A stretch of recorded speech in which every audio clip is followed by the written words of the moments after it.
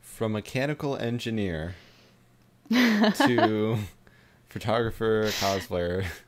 Well, it's really weird because people think I would have gone to school for photography. I didn't. Everything I Damn. know is from trial and error. I graduated with a BS in plant biology and botany with minors in geoscience and environmental studies. And photography is just a way for me to be more human instead of just a scientist. That is mechanical engineer, botany, photography. Man, you've learned a lot at the very least. I'm a really curious person. That's a great way to be. Yeah. It's really a lot of options, and the trial and error way is the way I prefer, I guess. Oh, I don't know. absolutely. I I mean, mean, I've learned a lot of really good things from my friends who have gone to liberal arts school. A lot of the technical aspects of photography that I've learned is through working with them, but also a lot of what I've learned is just going in and messing up, it's really the only way you can ultimately learn. pretty And much. it really is, because you can have all the book knowledge in the world, but until you actually fuck up, then you don't really Exactly. know if it's right or wrong. I'm a pro at messing up. Everybody is. Yeah. It's just, you just got to learn from it. Yeah, That's the wonderful thing, is that you can learn from your mistakes absolutely. and make something better. And I can vouch from just looking at your pictures. They are definitely really, really damn good right now. Oh man, I looked at my work from like 4 years ago and I was like, burn it all. It's so bad. It's like whatever. It's just such a common reaction to Yeah, just people.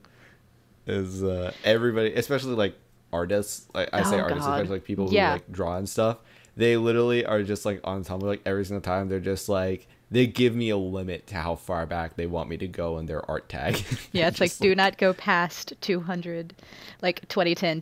Don't go past 2010, please. Please.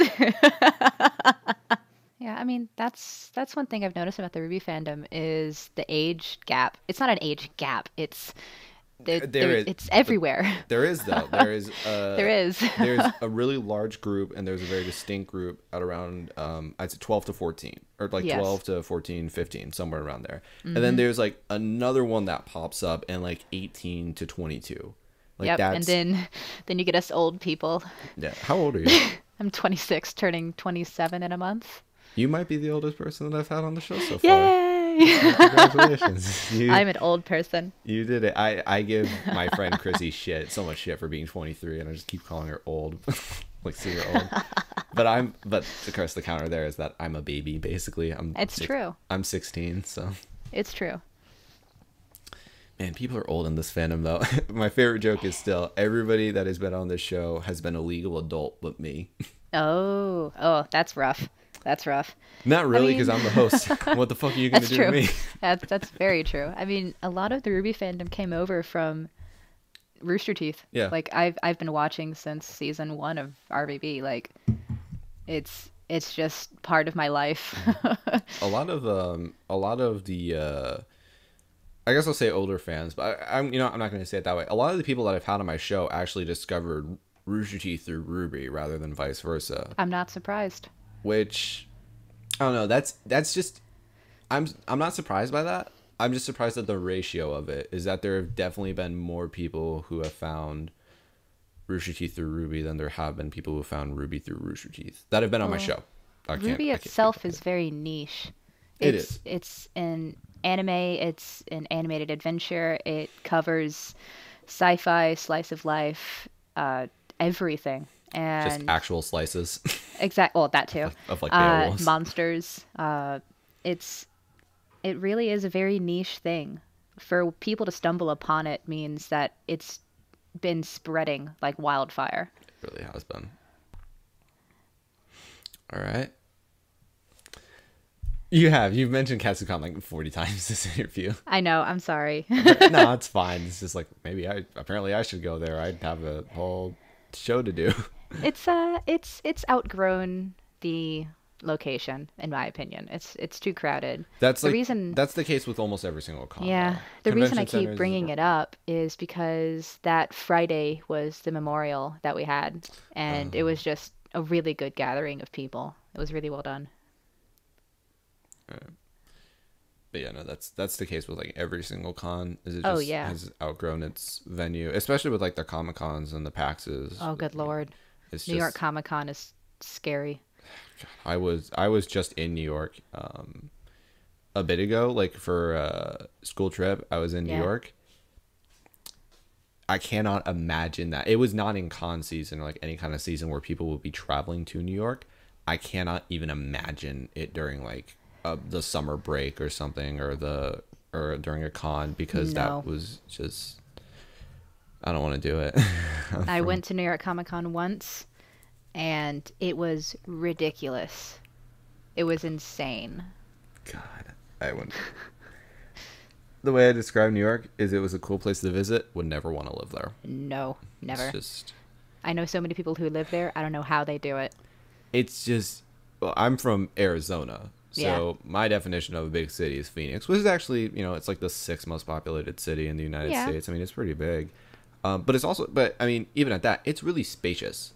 It is. And when they count it, they count a lot of neighboring cities that are just kind of lumped in with Phoenix, like Chandler. I think it's Yeah. counted in that population. Which, granted, that's like an extra 50 people, but it's and a lot of ostriches. There's a lot of ostriches in Chandler, Arizona. You know what it's famous for? Ostrich racing. That's weird. Yeah, you Never would've hop on the thought about back of that. it. You hop on the back of an ostrich and you ride it around the track. They are mean birds. They are mean. They're Why would you do really. that? I don't know. People also do chariot racing with ostriches. Oh my God. I don't know, man. It's listen. That's how Chandler, Arizona makes money. I just thought about Gladiator, and instead of horses, it was ostriches leading everything around the ring. Yo, I'm pretty sure those ostriches will be way more effective at hurting people than those horses They ever will would. be. They would just peck your eyes. God, they're. But I mean, if you drive through Chandler, Arizona, literally like half of it, like on. And I'm not even exaggerating. Like we were just driving down it to get to Phoenix. Like on your left is a city. Not even a city. It's a town. It's a little Yeah. tiny town. It's a nice little town. On your right is a huge fucking ostrich farm that goes Oh. literally the entire length of the town. It That is. is the angriest farm. It is. I don't know how they do it because they have them tame enough to the point where you can ride them. People Nope. get on the backs of those and ride them. I would not trust those birds. I don't want to get on the back of anything that large and that mean. I don't, but people do, and that's Yep. but I digress. I live in Tucson, which is the second largest city in Arizona, which completely pales in comparison to Phoenix because Phoenix is super duper populated and Tucson isn't. It's a very different culture to go to a place like New York where it's just crowded. Oh yeah. It's just a lot of people and not a lot of space and a lot of hustlers and performers and just it's busy all the time. You feel claustrophobic just walking around.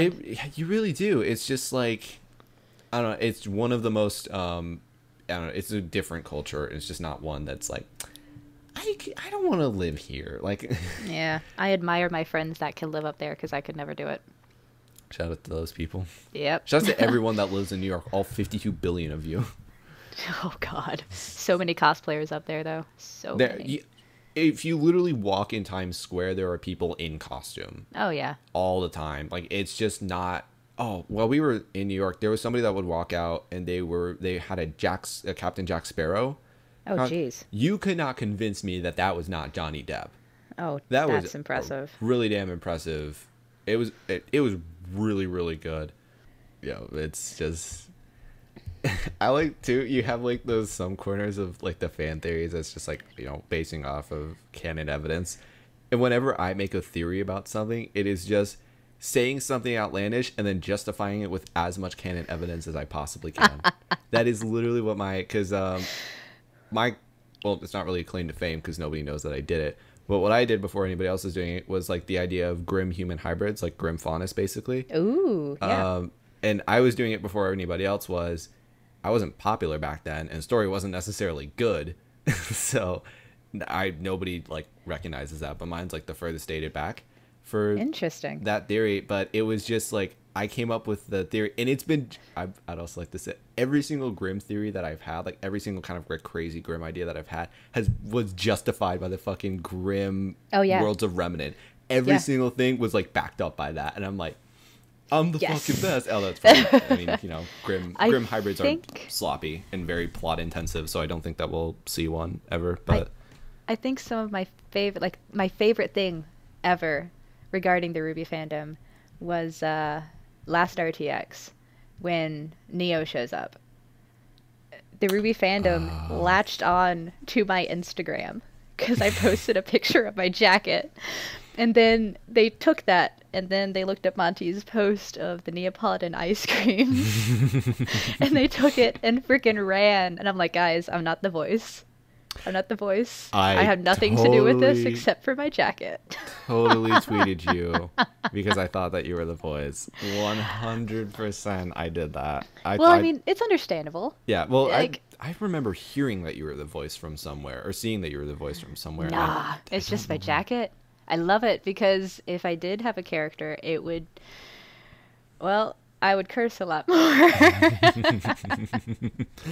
Oh, yeah, I remember seeing that. I forgot to tell you this before. I remember seeing the post, though, that you made, and it was just like, I have to remember not to curse. And I'm just like, go for it. Just fucking go for it. Yes. Like, Riot was like that, too, right? It was just like, I don't want to curse. And I'm just like, do it.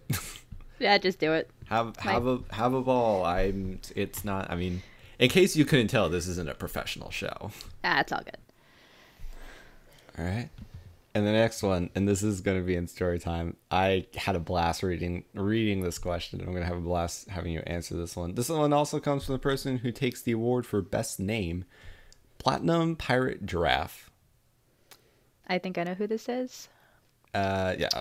I think you do, just based off of part of this, but... If you kidnapped 25 puppies and dressed them up as Ruby characters, how long do you think you'd have till the police found you, and what would you shout as they dragged your puppy kidnapper ass to prison? Okay, let's see. Well, if I kidnapped puppies, 25. I would take them, 25 puppies, I would take them somewhere that the cops would never find me, so I wouldn't have to worry about that. Because with 25 puppies, you need a lot of open space. And a lot of like good running around area, so I'd probably go into like the Appalachian Mountains or something. And good lucks, to the cops looking for me there. By the way,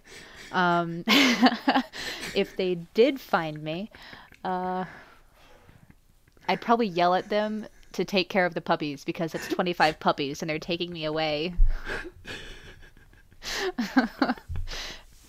They gotta eat, man. That was really well thought out answer. Yeah.